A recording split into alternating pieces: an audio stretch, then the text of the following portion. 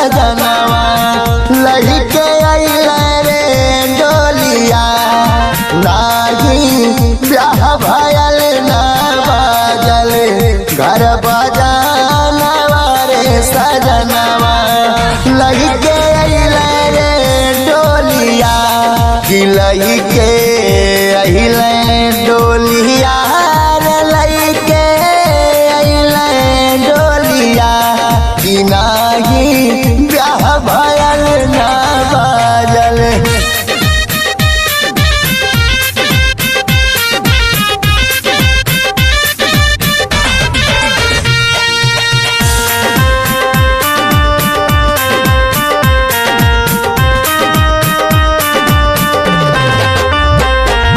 नाही नेवतारू के हुआयल नाही मंगल गीत गवायल हो नाही मंगल गीत गवायल नाही जननी सखी रे सैया काया नवारे सजनवा लइके अइले रे डोलिया नाही ब्याह भयल ना बाजल घर बजानवा रे सजनवा।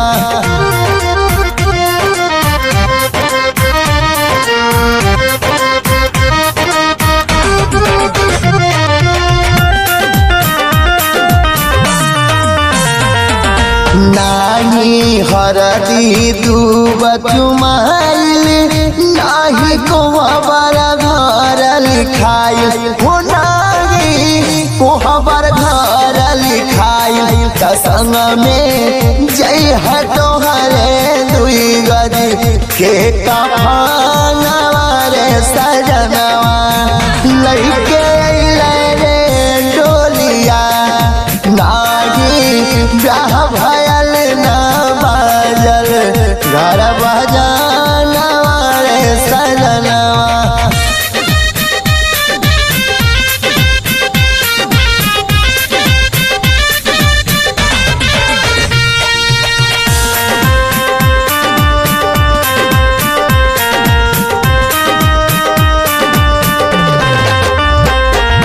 नाही खुलल बंग दुआरिया ना रह दिया ना रहल अन्हरिया हो ना रह दिया ना रहल अन्हरिया ज्ञानी नाम सके बाटे निज स्थानवा रे सजनवा लइके अइले रे डोलिया नाही ब्याह भयल ना बाजल घर बजानवा रे सजनवा।